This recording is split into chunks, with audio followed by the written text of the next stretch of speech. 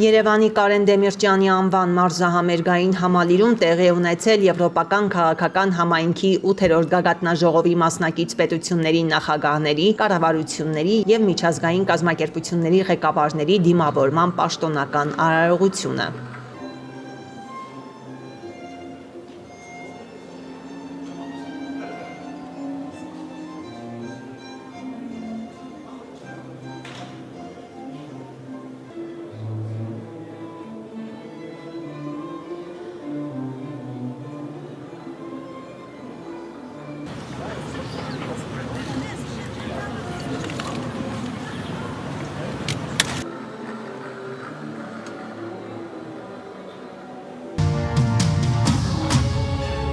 They were guardians,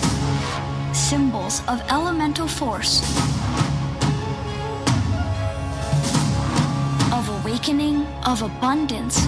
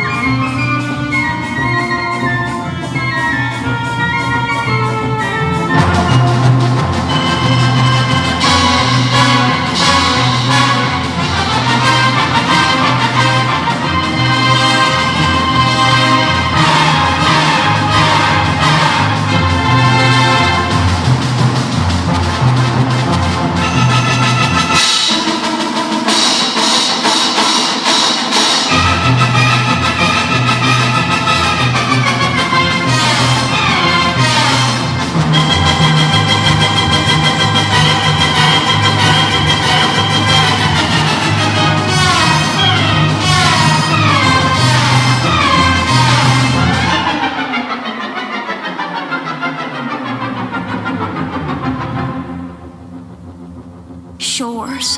people, continents. This is how water moves. This is how ideas move. Europe, too, is a shared current. Different histories, different voices. Moving toward one horizon. Moving toward harmony.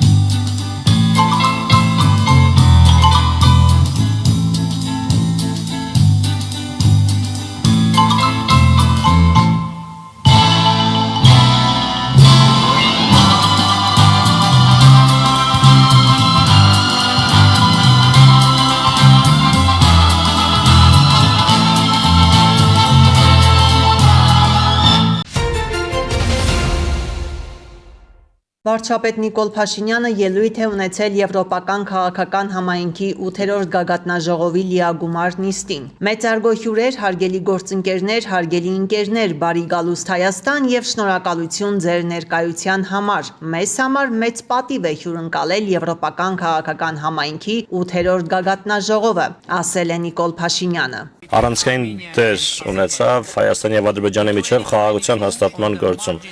2022-ին Եվրոպական քաղաքական համայնքի Պրահայում անցկացված առաջին գագաթնաժողովի շրջանակում քառակում հանդիպում կազմակերպվեց Ֆրանսիայի նախագահ Էմանուել Մակրոնի եւ Եվրոպական խորհրդի նախագահ Շարլ Միշելի հետ եւ այնտեղ Ադրբեջանի նախագահ Իլհամ Ալիևը եւ ես իրավիճակը փոխող որոշում կայացրեցինք։ Հայաստանը եւ Ադրբեջանը ճանաչեցին միմյանց տարածքային ամբողջականությունը եւ ինքնիշխանությունը, հիմնվելով Ալմատիի 1991 թվականի հռչակագրի վրա։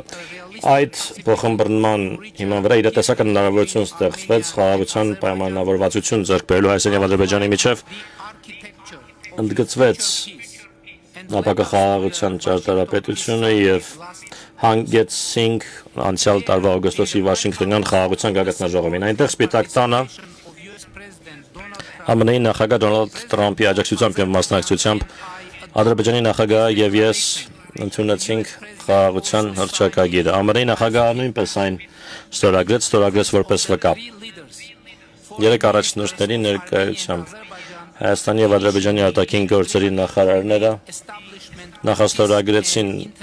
համաձայնագիրը խաղաղության եւ միջպետական հարաբերությունների հաստատման մասին Հայաստանի Հանրապետության եւ Ադրբեջանի Հանրապետության միջեւ։ Եվ այժմ մենք ընթանում ենք շատ կարևոր նախագծի իրականացման ճանապարհով, դա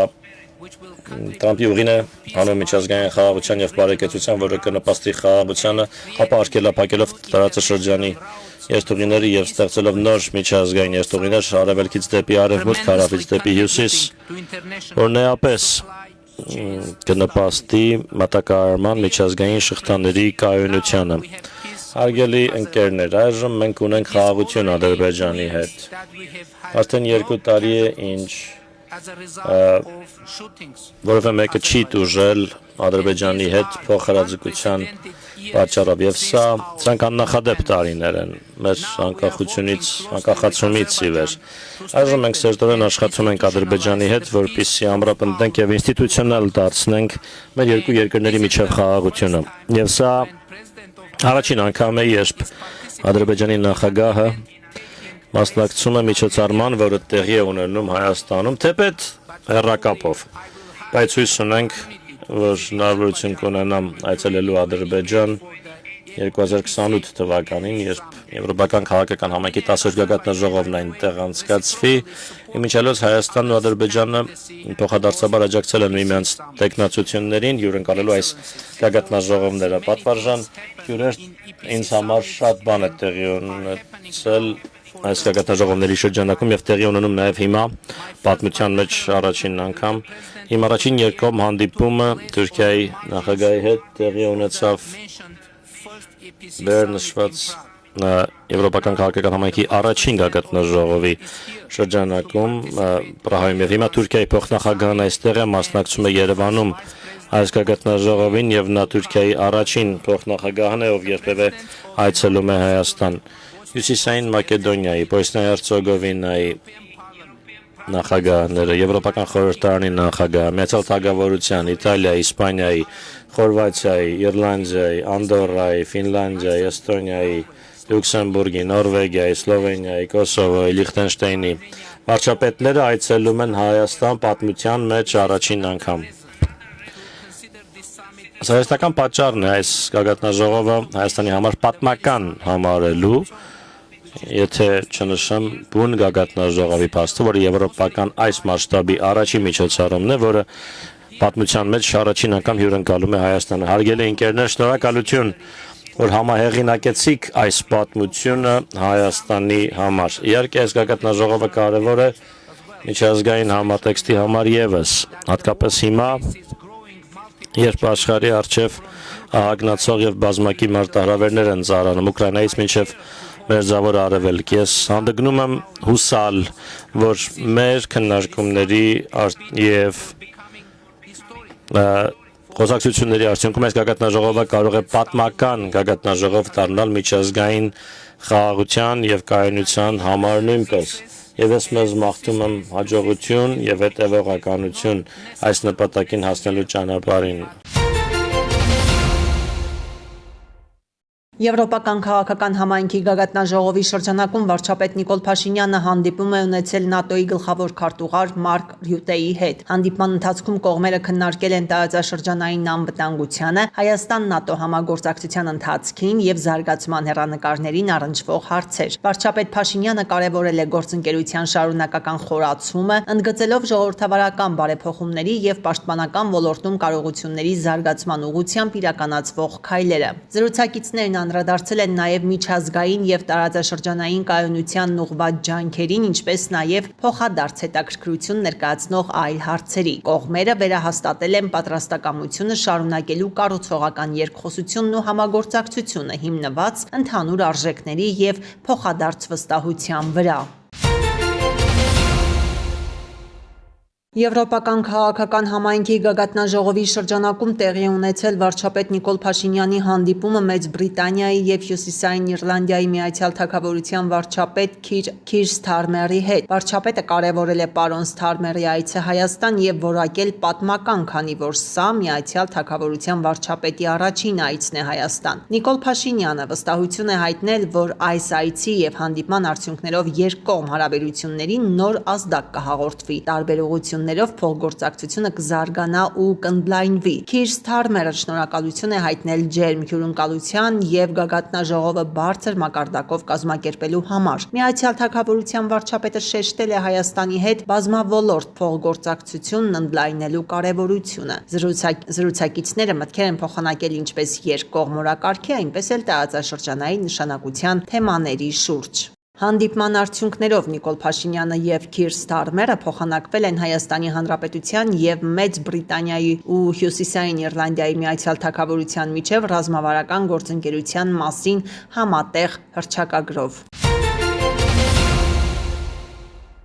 Եվրոպական քաղաքական համայնքի գագաթնաժողովի շրջանակում Հայաստանի վարչապետ Նիկոլ Փաշինյանը հանդիպում է ունեցել Խորվաթիայի վարչապետ Անդրեյ Պլենկովիչի հետ։ Վարչապետը ողջունել է Անդրեյ Պլենկովիչի այցը Հայաստան եւ մասնակցությունը Եվրոպական քաղաքական համայնքի 8-րդ գագաթնաժողովին։ Նիկոլ Փաշինյանը նշել է, որ երկու երկրների միջև հարաբերությունները գտնվում են բարձր քաղաքական երկխոսության մակարդակի վրա եւ այսօր այն արձանագրելու է հարաբերությունները ռազմավարական երկխոսության մակարդակի բարձրացմամբ։ Երկրի ղեկավարն ընդգծել է Հայաստանի եւ Խորվաթիայի միջև երկկողմ հարաբերությունների զարգացման մեծ ներուժը եւ վստահություն հայտնել, որ այն կշարունակի զարգանալ ու ընդլայնվել։ Անդրեյ Պլենկովիչը շնորհակալություն է հայտնել ջերմ ընդունելության եւ Եվրոպական քաղաքական համայնքի գագաթնաժողովը հյուրընկալելու համար։ Խորվաթիայի վարչապետը համոզմունք է հայտնել, որ այսօրվա հանդիպումը նոր ազդակ կհաղորդի երկկողմ բազմավոլորտ հարաբերությունների առաջ մղմանը։ Զրուցակիցները քննարկել են Հայաստան-Խորվաթիա հարաբերությունների հետագա զարգացմանը վերաբերող հարցեր, անդրադարձել տարածաշրջանային նշանակության տարբեր թեմաների։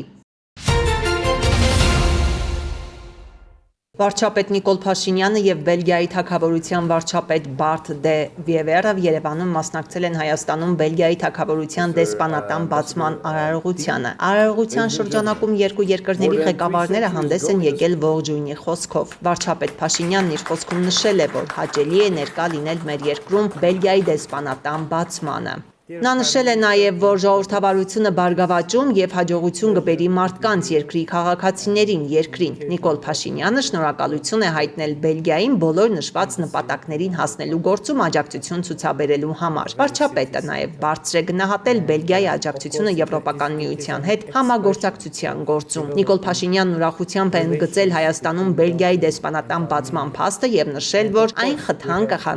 խթան կհանդիսանա երկկողմ հարաբերությունների զարգացման եւ խորացման համար։ Վարչապետը եւս մեկ անգամ շնորհավորել է բոլորին այս նշանակալի եւ կարեւոր իրադարձության առիթով։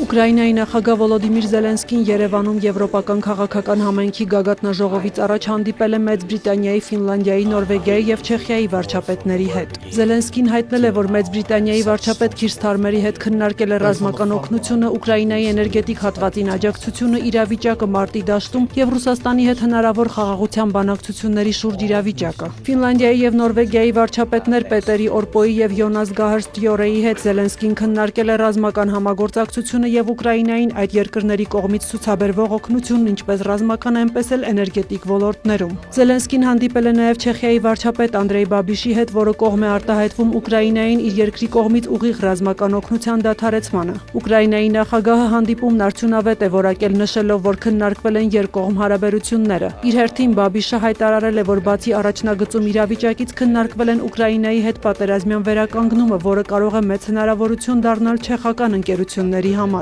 Բաբիշի խոսքով, քանի որ Ռուսաստանը չի ցանկանում, որ եվրոպական ղեկավարները մասնակցեն ռուս-ուկրաինական հակամարտության ավարտի շուրջ ջանքերին, ապա դա կարող է անել թյուրքական պետությունների կազմակերպությունը։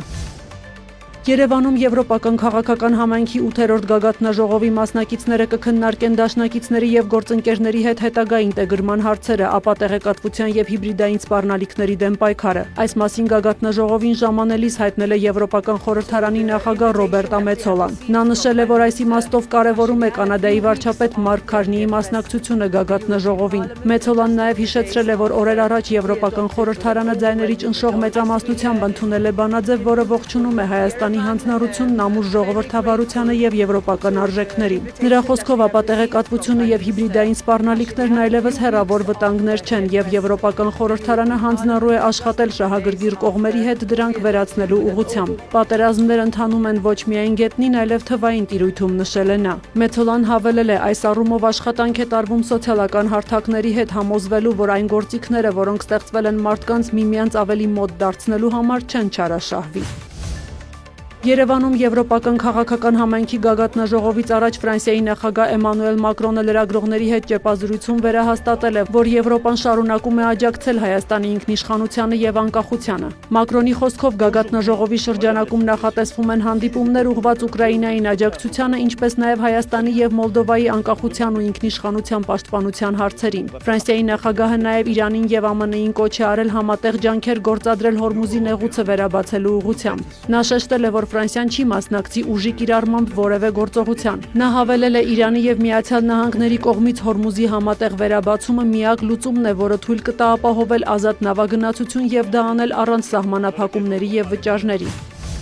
ԱՄՆ նախագահ Դոնալդ Թրամփը հայտարարել է Հորմուզի նեղուցի շրջափակման պատճառով այնտեղ մնացած նավերի ուղեկցման գործողություն սկսելու մասին։ Թրամփի խոսքով այս նավերը տարբեր երկրներից են, որոնք որևէ կերպ ներգրավված չեն Մերձավոր Արևելքում ներկայում տեղի ունեցող իրադարձություններում։ Սա մարդասիրական ժեստ է Միացյալ Նահանգների, Մերձավոր Արևելքի երկրների, բայց մասնավորապես Իրանի անունից։ Նա հավելել է, եթե այս գործընթացին որևէ միջամտություն լինի, ապա ԱՄՆ-ն ուժով կարձագանքի։ Թրամփը նաև հայտնել է, որ իր ներկայացուցիչներն Իրանի հետ անցկացնում են դրական քննարկումներ։ Իր հերթին ԱՄՆ կենտրոնական հրամանատարությունը հայտնել է, որ ազատություն նախագծում ներգրավված կլինեն կառավարվող հրթիռներով ականակիրներ ցամաքում եւ ծովում տեղակայված ավելի քան 100 ինքնաթիռ, անօդաչուներ եւ 15000 զինծառայող։ Իրանից արձագանքել են, նշելով Հորմուզի նեղուցում նավագնացությանն ԱՄՆ-ի կողմից ցանկացած միջամտություն կդիտարկվի որպես հրադադարի խախտում։ Իրանի խորհրդարանի ազգային անվտանգության եւ արտաքին քաղաքականության հանձնաժողովի նախագահ Էբրահիմ Ազիզիի խոսքով Հորմուզի նեղուցը եւ Պարսից ծոցը չեն կառավարվի Թրամփի մոլորեցնող հայտարարություններով։ Միևնույն ժամանակ Թեհրանն ուսումնասիրում է ԱՄՆ-ի արձագանքը պատերազմը դադարեցնելու վերաբերյալ իր վերջին առաջարկին։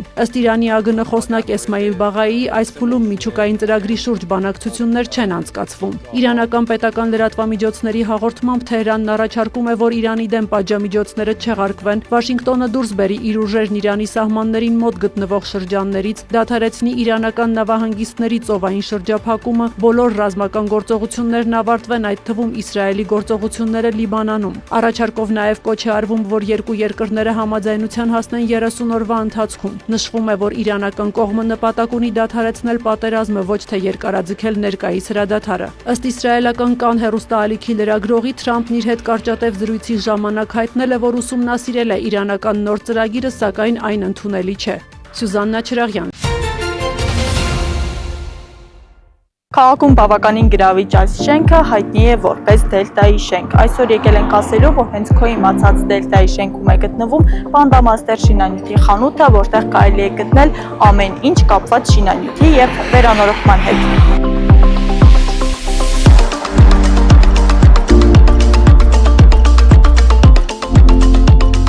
Շինարարությունը կամ վերանորոգումը հաճախ սկսվում է մեկ բարձ հարցից, որտեղից սկսել, իսկ այստեղ Պանդամաստերում վստահեցնում են պատասխանն արդեն պատրաստ է, լայն տեսականի, որակյալ ապրանքներ ու ամենակարևորը մասնագիտական մոտեցում։ Լայն եւ բազմազան տեսականին ընդգրկում է տարբեր տեսակի ներկեր, ի դեպ ներկերի գույնը կարելի է ստանալ հենց տեղում, էլեկտրական գործիքներ, լամպեր, վարդակներ, մալուխներ ու անջատիչներ, ձեռքի գործիքներ եւ այլն։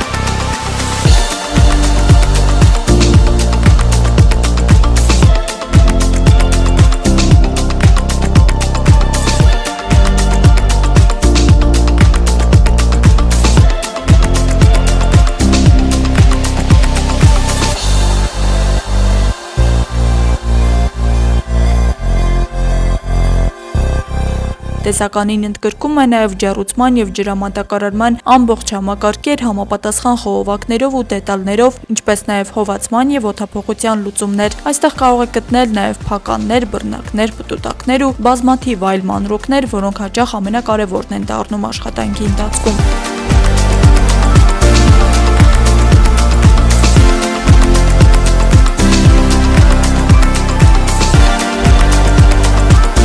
Երկրորդ հարկում ներկայացված են դռներ, սալիկներ, սանտեխնիկա, արևային պանելներ, դեկորատիվ նյութեր, պաստառներ եւ այլն։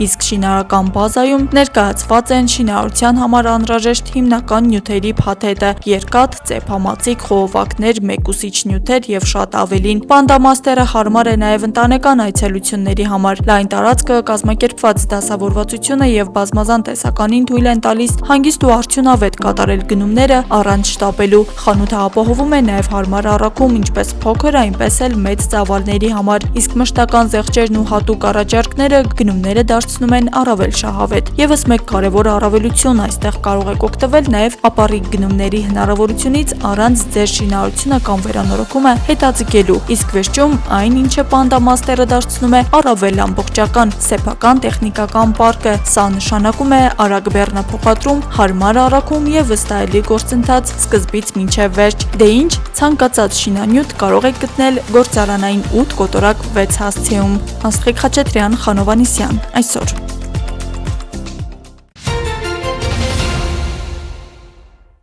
Օրինակ ինձ դպրոցում չկար այդ փորձերի հնարավորությունը, որ կարողանանք գնանք փորձեր կատարենք, ավելի ըմբռնենք այդ ամենը, բայց նոր դպրոցում ավելի լավ է, որ այդ ամեն ինչը ունենք։ Միհրանն ու Նվերը մանկության ընկերներ են, անբաժան են ոչ միայն բակում, այլև դպրոցում։ Ակտիվ են բոլոր դասերին, հատկապես լաբորատոր աշխատանքների ժամանակ, երբ գրքում կարդացած այս կամ այն թեման փորձով ամրապնդելու հնարավորություն ունեն։ Հիմա մենք ուզում ենք ուսումնասիրել դիէլեկտրիկների պահվածքը էլեկտրական դաշտում։ Հիմա փորձենք պետել էլեկտրական մեքենան, լիցքավորիչները, տեսնենք ինչ պահվածք ունեն։ Էլեկտրական մեքենայի միջոցով լիցքավորում են կոնդենսատորների հարթ թիթեղները, որ տեսնեն ինչ կլինի, երբ առաջանա էլեկտրական դաշտ։ Փորձը հետաքրքիր է հատկապես տղաներին, սիրում են կրկնել։ Գոմքի միջնակարգ դպրոցը 2024-ին է շահագործման հանձնվել։ Դպրոցի կառուցման համար պետբյուջեից ավելի քան 700 միլիոն դրամ է հատկացվել, 10 միլիոնից ավելի էլ ծախսվել է անհրաժեշտ գույքով համալրելու համար։ Բերանով վերցրեց կերակուրը, կլանեց, հետո ուր գնաց, կոկորդ, իջավ ուր, ստամբոլ։ Կենսաբանության դասի թեման մարսողական համակարգն է, ոչ միայն այս, այլև բնագիտական մյուս առարկաների կահավորված լաբորատորիաների նոր հնարավորությունները նպաստում են ուսումնական պրոցեսն անհամեմատ արդյունավետ կազմակերպելուն։ Չունենալով այս լաբորատորիաները, որը հիմա գերհագեցած է, իմ դասերը տուժում էր, բացատրում էի դասը եւ երեխաները ասենց անհասկանալի աչքերով միշտ ինձ էին նայում եւ հիմա ես կարողանում եմ իմ այդ թեորիան կապել նաեւ գործնականի հետ, լաբորատոր աշխատանքների հետ եւ կարողանում եմ արդյունք ստանալ։ Երեխաները, աշակերտները շատ ոգևորված են, շատ ակտիվ են։ Նոր հնարավորությունները ոչ միայն նոր հմտություններով են օժտում, այլև ավելի խստապահանջ են դարձնում թե մանկավարժներին, թե աշակերտներին։ Ըստ ուսուցչուհու, օրինակ այս լաբորատորիայում որոշ սարքեր թերի են կամ բացակայում են։ Ունեմ փոքրիկ ականջ, որի վրա չեմ կարող լիարժեք ցույց տալ։ Մի քանի այդպես